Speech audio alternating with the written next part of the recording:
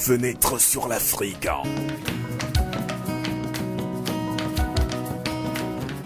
Interview, analyse, débat sur la situation politique et culturelle africaine sur Radio Canal K.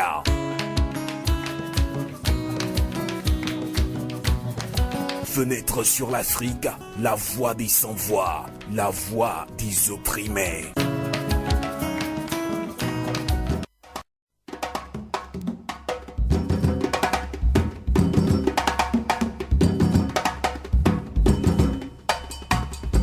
Du phénomène de nomination d'officiers de l'armée en lieu et place d'élus locaux à l'heure d'un débat houleux sur la décentralisation au dysfonctionnement des institutions de la République, passant par l'implication assassine de l'armée à l'oppression du peuple, le Togo semble se trouver au carrefour d'un avenir compromis par l'élite politique.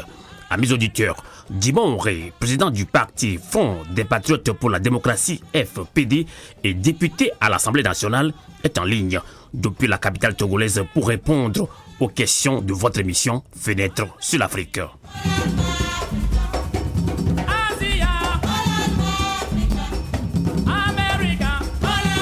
Djimon Oré, bonsoir. Bonsoir, monsieur Amos Sylvain. Bonsoir à Canal K.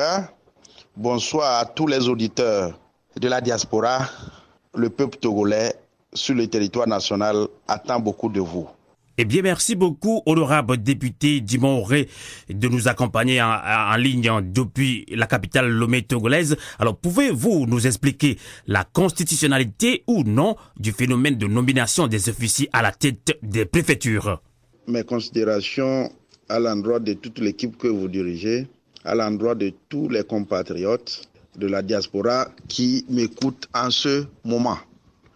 Cette opportunité que vous nous donnez une fois encore pour nous exprimer à travers votre organe nous va droit au cœur. D'accord, merci. Oui, s'agissant de votre première préoccupation, la constitutionnalité ou non de la nomination des officiers à la tête des préfectures, je voudrais vous dire en résumé que les officiers, c'est-à-dire l'armée, a pour rôle régalien la protection de l'intégrité territoriale de notre pays. Tout à fait, c'est clair. Les services de sécurité et de maintien d'ordre sont là pour la sécurité des personnes et des biens sur toute l'étendue du territoire. D'accord. Tout comme, avant de pouvoir compétir à une élection, les corps habillés, tout corps habillé qui voudrait compétir à une élection doit démissionner de son poste. Ok. Alors, c'est pareil. Pour être le représentant de l'autorité centrale, c'est-à-dire du pouvoir central dans une préfecture, ça ne devait pas être des officiers en fonction. Ce n'est pas là leur mission régalienne. Leur mission, ce n'est pas la tête des préfectures. Et si ils sont à la tête des préfectures au Togo, il y a au moins 10 préfectures dirigées par des officiers. Entre autres, Est-Mono, où on a Bitenoué, Tchaouyo, où on a Kounolel Mompion, Mono, où on a Kounolel Diato, et Golf, où on a colonel Awate, qui a fait gaffe dans Loti, dans Kwen aussi, il y a un colonel là-bas. Bref, c'est la dictature. Ça voudrait dire que nous sommes dans un régime militaro-clanique. Ce qui est dommage. Ce sont les militaires qui dirigent le pays. Ce qui est vraiment dommage. Ça, c'est une dictature, ce n'est pas une démocratie. Si c'est une démocratie, on ne peut pas déployer des officiers dans les préfectures, comme si les gens de l'administration ne sont pas là pour gérer ceux qui sont formés à l'ENA. Justement. Des inspecteurs de l'éducation, des enseignants, des directeurs d'école, ne sont-ils pas là? Quel est leur rôle? Et c'est des officiers qui vont aller diriger des préfectures pour faire verser le sang de nos compatriotes. C'est pour maintenir le statu quo au sommet de l'État. C'est parce que le régime de Yassingbe a toujours peur, parce qu'il est illégitime il faut des officiers pour intimider, terroriser les populations. C'est pour ça qu'on les déploie. Sinon, ça n'a rien à voir avec le caractère constitutionnel. Notre constitution ne le permet pas. Voilà ce que je pourrais vous dire, Sylvain, au sujet de cette affaire des officiers à la tête des préfectures. Alors, c'est pour maintenir le statu quo au sommet de l'État, et c'est le mot que vous venez de lancer tout à l'heure dans cette émission. Alors, honorable Dimon Auré, selon vous, qu'est-ce qui explique l'avènement des fils à la succession de leur père à la présidence de certains pays africains francophones, justement? La question ayant trait à la succession héréditaire de pouvoir dans des pays francophones du continent africain, ce qu'il faut comprendre par là, c'est très simple, c'est que le colon n'a jamais voulu que les territoires colonisés soient réellement libres. Tout à fait. Le cas du Togo, l'indépendance du Togo a été remise en cause le 13 janvier 1963. Par le colon, qui a utilisé des compatriotes togolais. Et donc, pour maintenir cette situation coloniale, maintenir le néocolonialisme, il faut tout faire pour que le pouvoir passe de père au fils par le maintien de la force brutale. Et vous savez, le cas du Togo est symptomatique en Afrique. C'est le premier coup d'État, c'est le régime dictatorial le plus vieil du continent noir. C'est triste, vraiment triste. Et donc, ce qui voudrait dire que les peuples des pays francophones tirent l'Afrique vers le bas. Ils tirent l'Afrique vers le bas parce qu'ils n'ont pas encore réussi à reconquérir leur indépendance bis. Vous voyez, les pays anglophones, pour la plupart, sont très très loin devant nous. Le Ghana, le Nigeria, le Kenya, tout ce que vous avez comme pays anglophones, ils sont très loin. Et donc, ce sont les pays francophones qui retardent le décollage démocratique et le décollage économique de l'Afrique. C'est une réalité triste. Il appartient donc aux peuples concernés de rebondir, de se retrousser les manches pour la reconquête de leur indépendance afin de mettre fin, si vous me permettez cette expression, à l'existence des dictatures. Cette affaire de succession de père au fils n'est que l'expression de la dictature dans les pays francophones de l'Afrique. Voilà ce que je pourrais donner comme réponse à cette préoccupation. D'accord. Et donc, la lutte, elle est devant nous. D'accord. Nous ne devons pas nous lamenter. Nous devons à tout prix continuer le combat pour que la renaissance du Togo, la renaissance de l'Afrique soit au rendez-vous. C'est clair. Merci. Alors, Dimon Auré, peut-on dire que le Togo dispose de deux catégories de citoyens?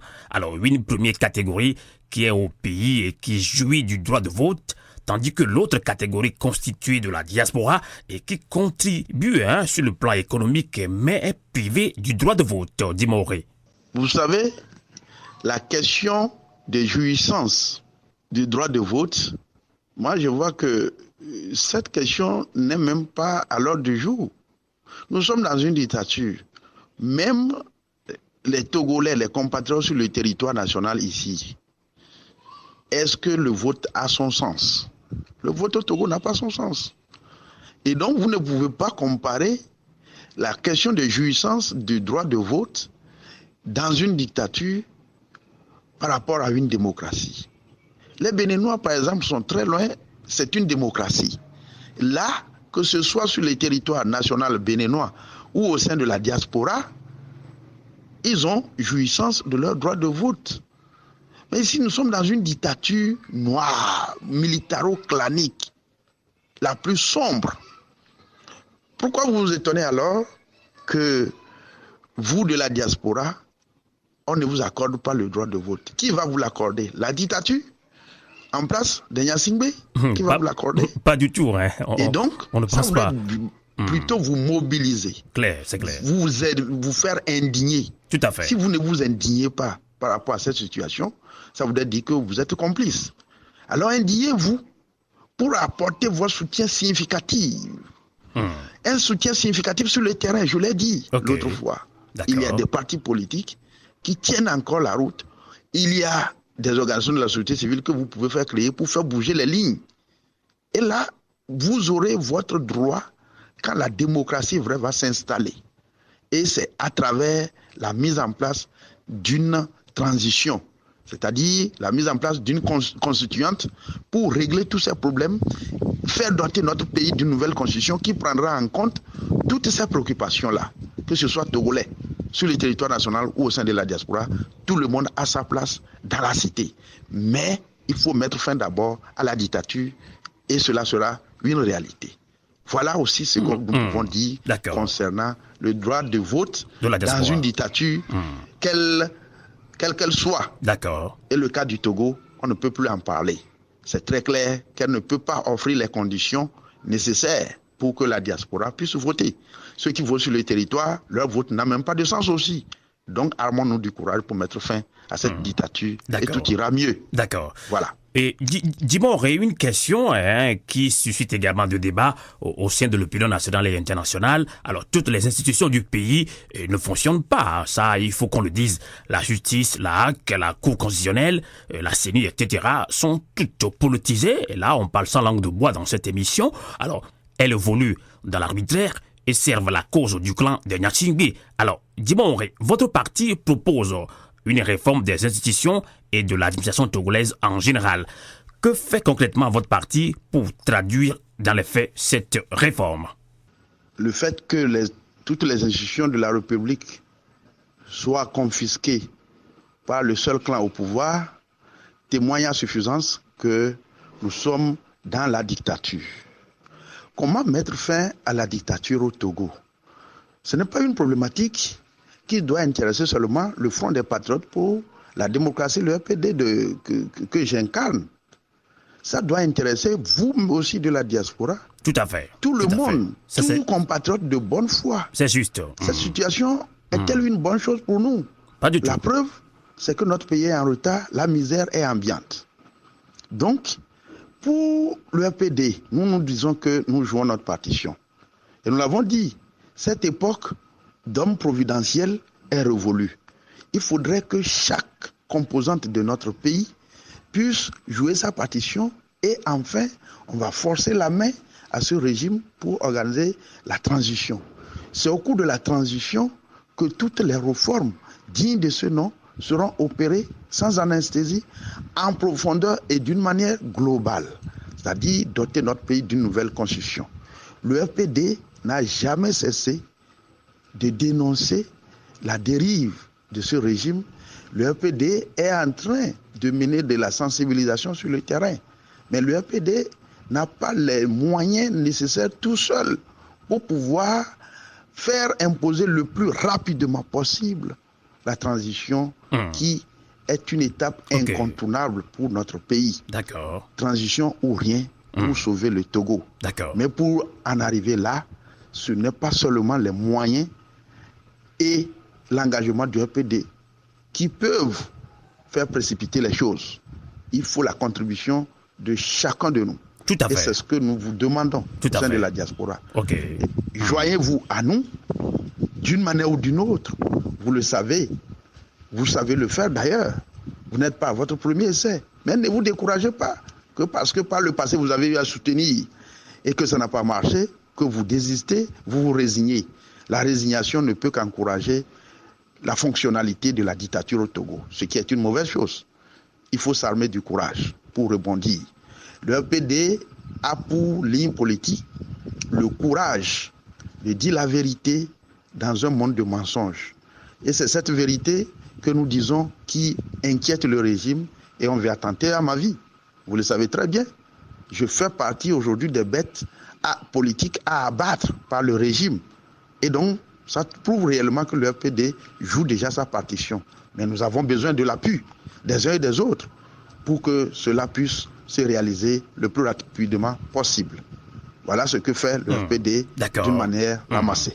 En tout cas, Dimoré, vous venez là de lancer encore une fois un appel à la diaspora. J'espère que dans cette émission, la diaspora togolaise est nombreuse à l'écoute de cette émission. J'espère que le message est passé. Alors, Dimoré, comment expliquez-vous l'inaction de l'opposition face à l'assignation des citoyens togolais par l'armée partisane, notamment Tavio Amorin, Anselme Sinandari, Douti Sinaling et tout récemment, le 28 février dernier, c'est le jeune Alabi qui a été également fauché par les balles assassines de cette armée togolaise.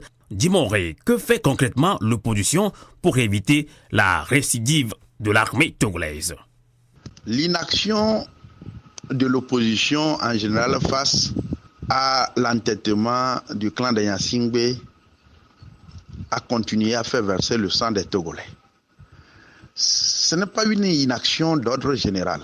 Ça varie d'un parti politique à un autre.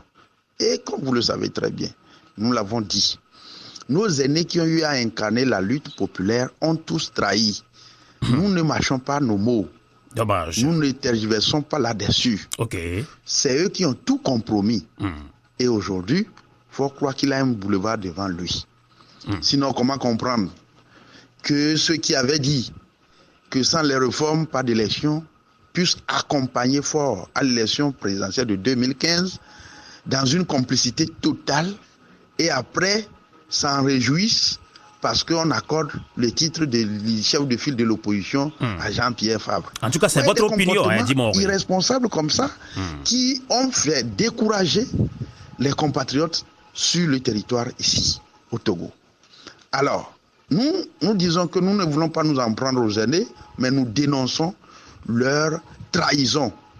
Leur trahison. Eux tous, ils ont trahi la volonté populaire.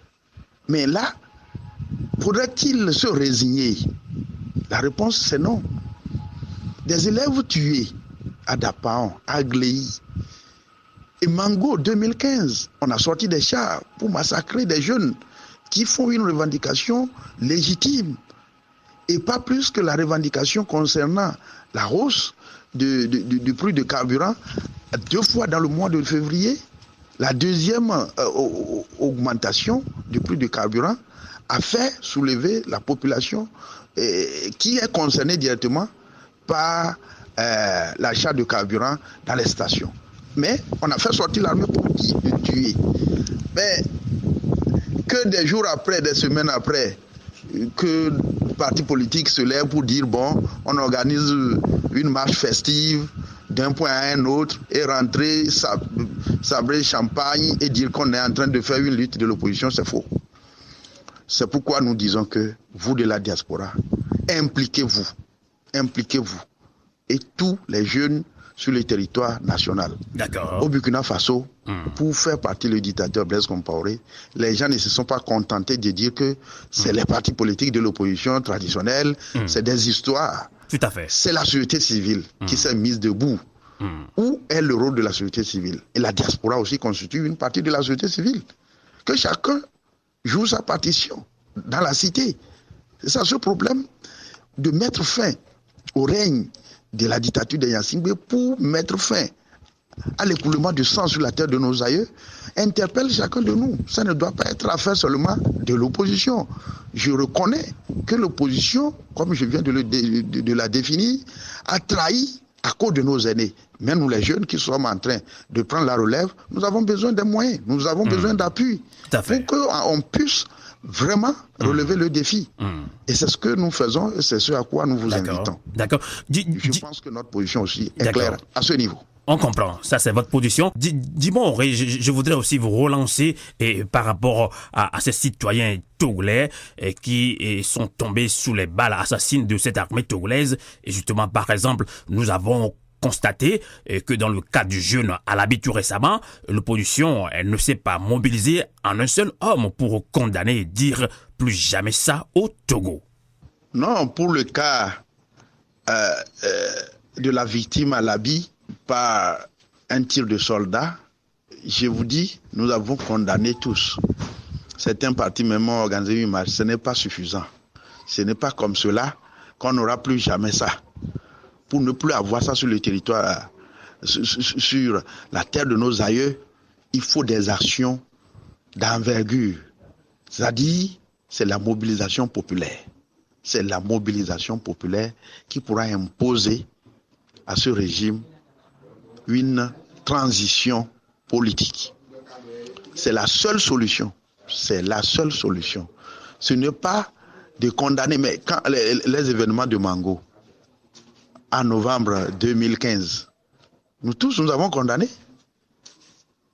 Il y a eu interpellation même à l'Assemblée nationale par une députée de l'ANC, après l'interpellation de l'exécutif. Ce qui devait suivre, c'est la mise en place d'une commission parlementaire pour établir les responsabilités de l'État dans cette affaire. Mais rien n'a été fait. Ça voudrait dire quoi? Ça voudrait dire tout simplement que ce régime se moque de l'intelligence du peuple togolais. Et c'est dommage. Se moque parce qu'ils ont utilisé les ressources du pays pour corrompre les aînés et ils pensent que c'est un boulevard. Je vous dis, ce n'est pas suffisant cette affaire de condamnation unanime et que ça empêchera le régime de ne plus recommencer. Ils vont recommencer, ils vont continuer. Ça c'est vrai. Mango, c'est novembre 2015. Élève Sinandare, ça n'est pas longtemps. Gléin, ce n'est pas longtemps. Et cette année encore. Donc, ils vont récidiver. L'arrêt, c'est le soulèvement populaire. Il n'y a plus d'autres raisons. Ne nous l'airons pas, chers compatriotes de la diaspora, qui m'écoutez. Armez-vous du courage, comme le FPD le recommande. D'accord. Dis-moi, Auré, je voudrais vous relancer encore sur les questions des réformes politiques au Togo. Alors, les forces vives de l'opposition, comme la vôtre, maintiennent le combat en vue d'obtenir les réformes politiques. Alors, quelle analyse faites-vous des différentes approches, notamment l'unicité d'action en cours que prône actuellement CAP 2015 et le groupe D6? Sylvain, la problématique de la réforme, ou des réformes si vous le voulez, par rapport à l'unicité d'action de l'opposition togolaise, tient à ceci. Nous, au Front des Patriotes pour la démocratie, nous estimons que s'il faut parler des réformes, il s'agit des réformes d'une manière globale, sans anesthésie. D'accord. Et ces réformes devront être contenues dans la nouvelle constitution qui débouchera sur la mise en place de la 5e République. Et cette constitution devra passer par la voie référendaire sur la base d'un test proposé par une constituante. Pour la mise en place de la constituante, il faut une assise nationale des forces vives de notre pays. Parmi ces composantes des forces vives de notre pays, il y a bel et bien la diaspora qui devra être représentée. En quelque sorte, une conférence nationale bis, où il ne s'agira pas d'aller se faire des règlements de compte, mais discuter de l'avenir de notre pays en 2 ou 3 semaines et mettre en place une constituante pour opérer les réformes d'une manière globale, organiser des élections crédibles et déboucher sur la 5e République, mettre en place une alternance viable. Voilà la position du EPD. Et par rapport à cette position, toute action qui est engagée dans le sens d'une vision globale comme la nôtre, nous la soutenons. Mais nous ne sommes pas, au niveau du EPD, partisans des regroupements pour regroupement. S'agissant des regroupements, on en a assez dans notre pays. Tout à fait. Depuis 90 à nos jours, il y a eu tant de regroupements, code 1, code 2, qui n'ont jamais abouti. CST, Arc-en-Ciel, tout.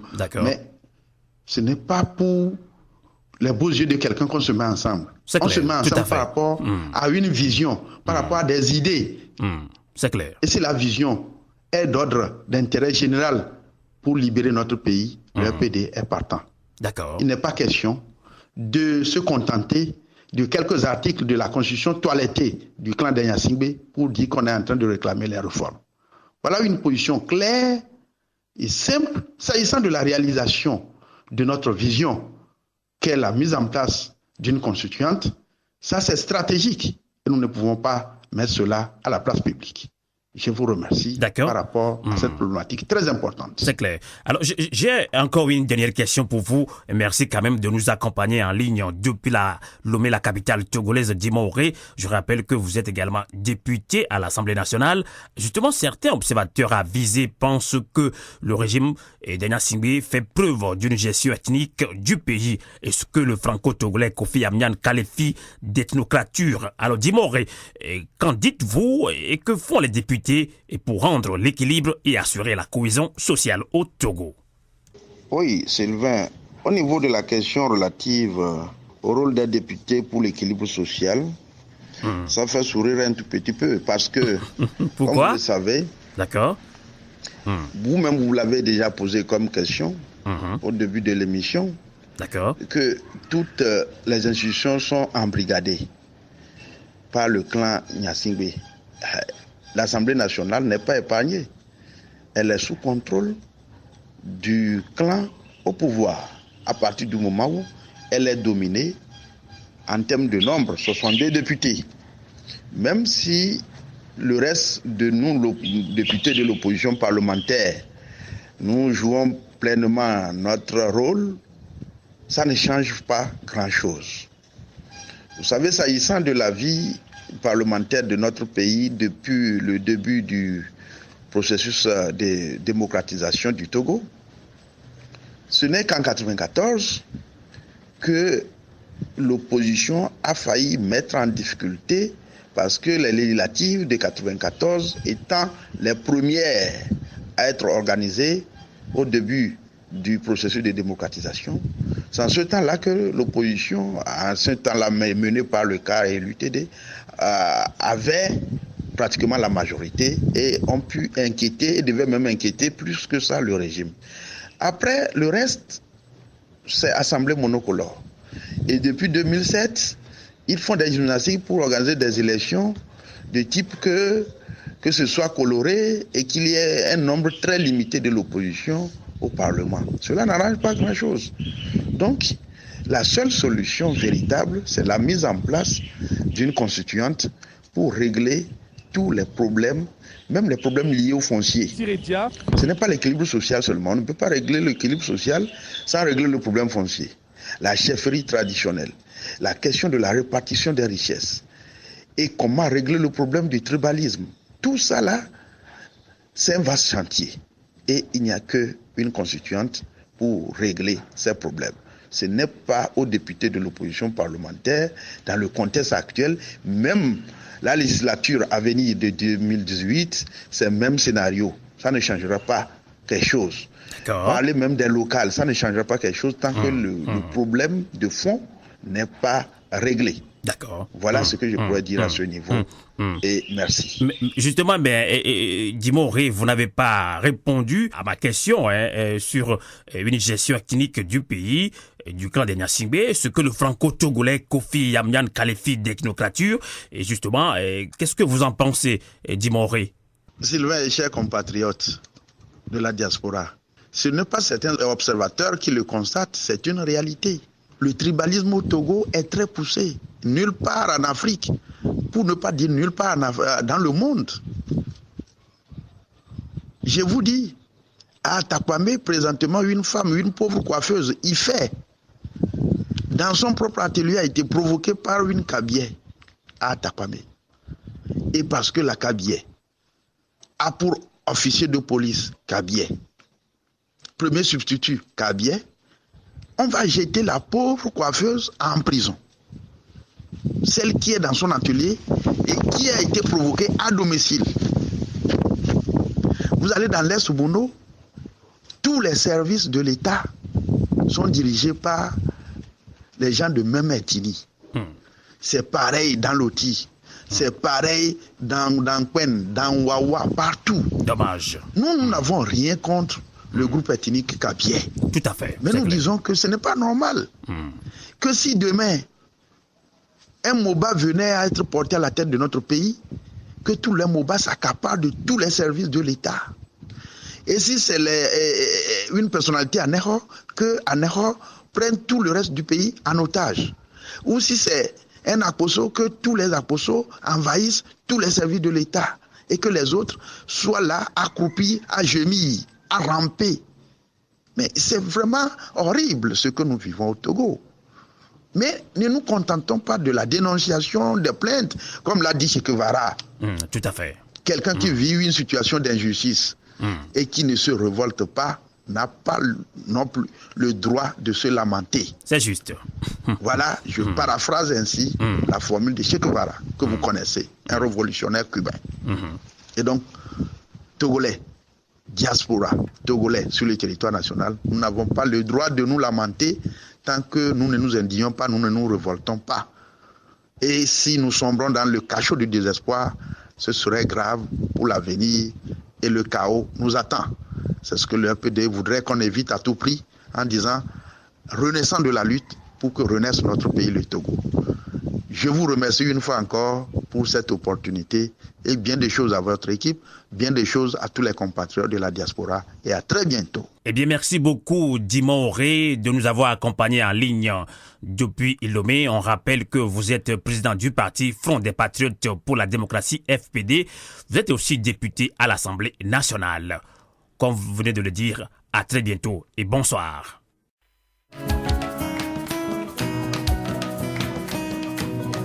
Fenêtre sur l'Afrique.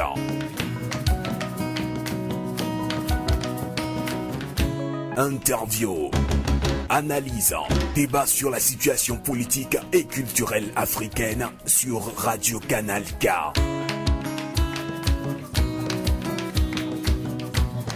Fenêtre sur l'Afrique, la voix des sans-voix, la voix des opprimés.